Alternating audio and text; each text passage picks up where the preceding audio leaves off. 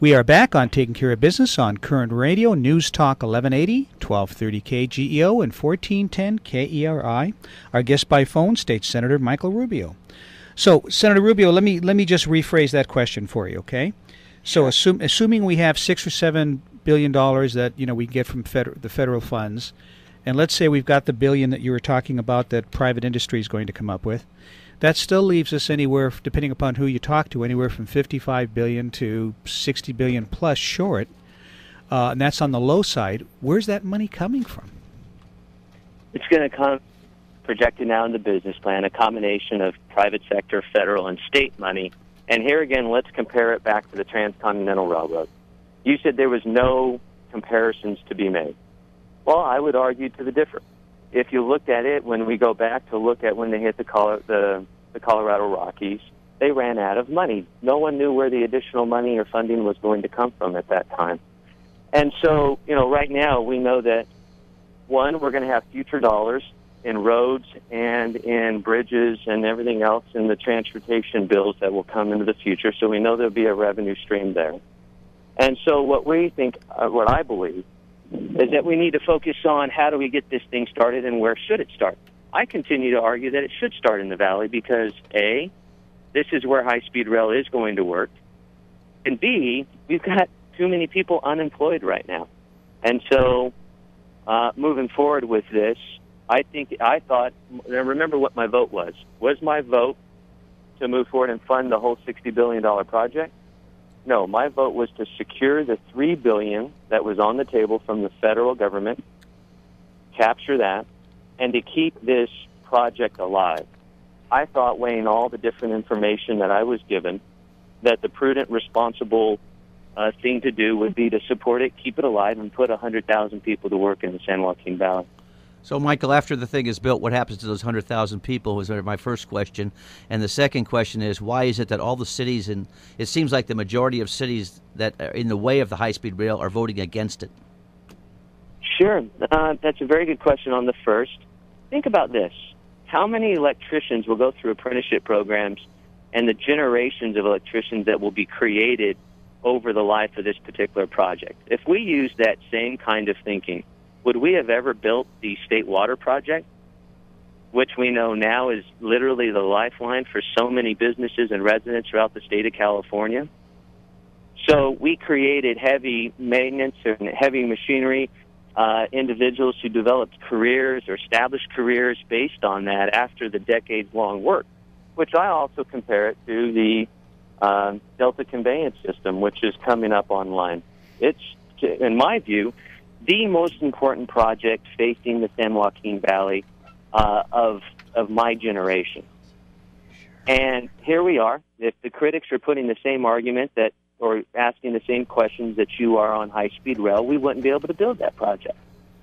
And so where are those workers going to go after the life of the project is done? I'm hoping that there will be more large infrastructure projects, because whether it's mass transit or if it's moving water throughout the state of California, we are significantly behind with respect to our infrastructure in the state. And so the approach could either be, A, let's sit here and dabble in politics and not have a big, bold future and vision and move forward, or let's double down and put people to work and start building the infrastructure so that we can compete throughout the nation and globally. Well, Senator Rubio, I know Clay wants to go on to another subject, but I've got one more question for you on the high-speed rail. So you mentioned something that I hear, and it kind of makes me cringe a little bit, is that we're going to be taking money, and I've heard this argument before, we're going to be taking money away from the roads in order to put it in the high-speed rail. If we do that, what happens to the roads? I mean, you take that trip up Highway 99, that road needs to be fixed. 5 isn't a whole lot better. So are we taking money away from an infrastructure with the roads that has to be worked on and putting it towards high-speed rail that really isn't proven to be a solution? Yeah, I'm not suggesting taking money away from roads and giving it to high-speed rail. I'm referring to the large transportation bill that comes out of the federal government that funds roads, grade separations, and mass transit right now. If you are a person who lives in Lamont or Delano and you take the regional transit bus, which I doubt any of you have ever been on. But if you were to take it, that is funded by federal dollars that come through the transportation funding bill. It goes through your Koerner Council of Governments, and then it funds it. So within that large pool of funds, we will then fund mass transit projects. High-speed rail falls under the category of mass transit. I'm not suggesting taking money away from roads or anything else. You know what we might want to do? Do you know how heavily airports are subsidized? Why don't we take few of the dollars that are subsidizing the airplane industry today and the airports, or better yet, let's ask this.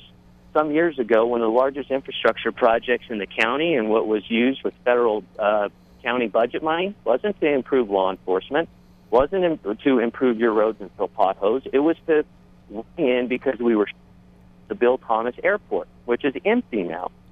And we anticipated if there would be a downturn in the economy that the airport would be empty.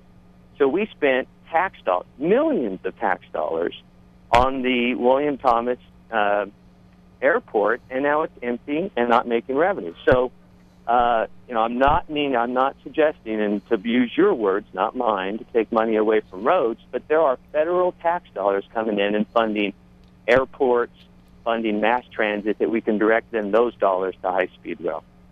Hey, Michael, what about a maintenance facility? I understand there's been two options, one near Bakersfield and one near Fresno. Do you know anything about those? Yeah, I would imagine it's going to go to Fresno, and that's going to be a huge boom because those are not just the year-long jobs or the jobs that will last during the construction, which could take a decade. Those are going to be permanent jobs that last forever, and there's somewhere in the ballpark of 1,000 to 2,000. And given that Bakersfield, which ironically fought so hard to have a downtown station, even threatened to sue, now is in opposition in the county of Kern, took on a split 3-2 vote, voted to be oppose high-speed rail. I would imagine that Fresno. Oh, we lost you. Still there? Yeah. Oh, okay. You're breaking up, Michael. Oh. Yeah, I would imagine Fresno. Hear me? Yeah, Yep. Go ahead. I would imagine Fresno is in the lead, given they've long been supporters of the project, and the city of Bakersfield and the county of Kern came in opposition. Hey, appreciate your comments. I want to ask you one other question. Since I'm in the healthcare business, I understand that the state of California is interested in pursuing a single socialized, single-payer healthcare system in the state of California. Can you comment on that, or do you know anything about it? Yeah, of course. I mean, a number of bills have been introduced every single year, but I think given the Affordable Health Care Act was upheld by the U.S. Supreme Court, mainly Chief Justice Roberts writing the opinion, I want to commend him for his leadership on the bench, not playing politics. I mean, the idea that children, you have a child, or you mentioned one with disabilities. I mean, it's a real shame that an insurance company could actually deny you insurance coverage because of a pre-existing condition. Now that's not the case anymore. And so since we have that now, I anticipate that the state will move forward in implementing the Affordable Health Care Act, but I don't think that the bills will not be introduced into the future. I anticipate they will continue to be introduced, but I do not foresee them moving forward because the issues of cost, the issue of implementation, all those questions are still outstanding. And if you look at the bill last year that was introduced by Senator Leno at Cisco, it didn't even have a cost into it. So, we got. You keep breaking up. Let me go on one other thing since we only have a couple of seconds. What about water?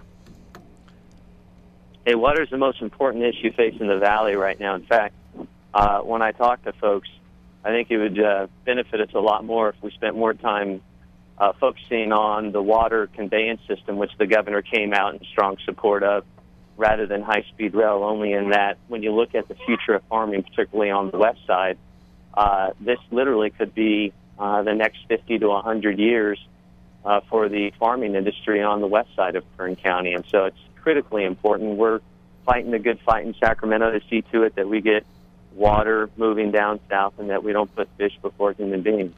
Good point. Yeah. I don't know, Michael, if you knew that Bakersfield, I'm sure you do know that Bakersfield is the 9th largest city in California.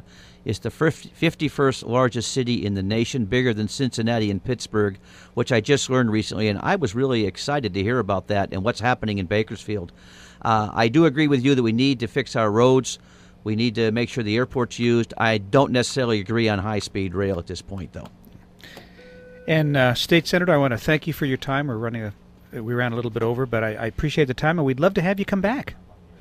Yeah, that would be fantastic. And hopefully when we do get back, the statistics we'll be talking about is how we put more people to work, because that's the nagging, stubborn statistic, whether we're the biggest city or not, or ninth or what have you. Mm-hmm. We continue to top every statistical analysis with respect to unemployment rate and the low income for families of four. So if we can put more people to work, particularly in the private sector, is where we're looking to focus our attention in this next legislative year.